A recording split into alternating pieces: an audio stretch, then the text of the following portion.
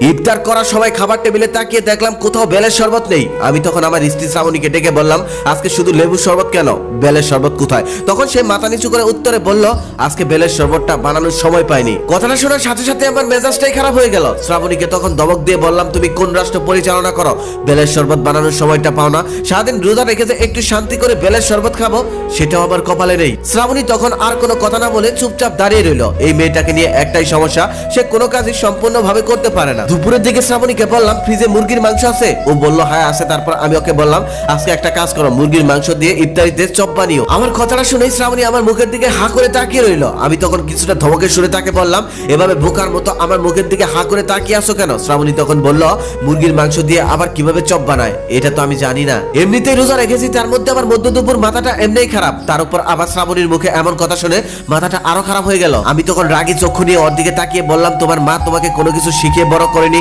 যা বলি সেটাই না বলো, কিছুই পারো না তুমি। আসলে আমার জীবনের সব থেকে বড় ভুলটাই করেছি তোমাকে বিয়ে করে। শ্রাবণী তখন কোনো কথা না বলে চুপচাপ আমার সামনে দাঁড়িয়ে রইল। আমি তখন অন্য রুমে চলে গেলাম। এই মেয়েটাকে নিয়ে আমি আর পারছি না।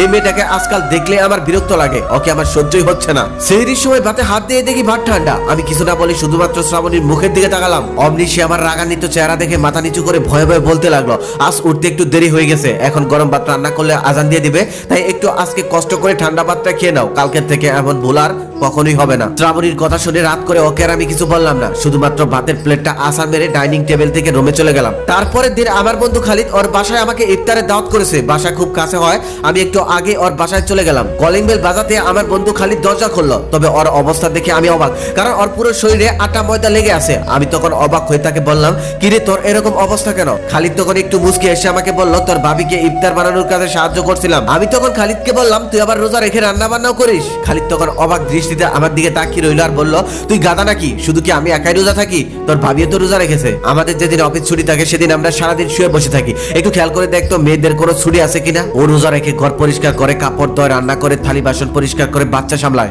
আবার ইফতারে বেগুন আলুর চপ বুট ভরা, এগুলো খেতে যতটাই মজা, এগুলো বানাতে ততটাই কষ্ট হয়। একটা মানুষ প্রত্যেক দিন এই কাজগুলো সামলায়, ওরাও তো মানুষ, অন্য কিছু তো আর না। তাই আমি যখনই সুযোগ পাই আমার স্ত্রীকে আমি সাহায্য করি। ইফতারের সময় খালিদ আর ওর স্ত্রীর ভালোবাসা আমি আর চোখে দেখছিলাম। যতই দেখছিলাম ততই নিজেকে অমানুষ বলে মনে হচ্ছিল আমার। হঠাৎ ভাবি খালিদকে বলল, এই রে, আজকে তোমার শরবতে তোমার পছন্দের ইসুপগুলোর ভুসি দিতে ভুলে গেছি। খালিদ তখন উত্তরে বলল, তাতে কি, একদিন ইসুপগুলোর ভুসি না খেলে কি মরে যাবো নাকি? আমি তখন খালিদের জায়গায় নিজেকে দাঁড় করালাম। মনে মনে ভাবতে লাগলাম, আর যদি শ্রাবণী আমার সাথে এমনটা করতো তাহলে হয়তো আমি গালাগালি করে 12টা বাজিয়ে দিতাম।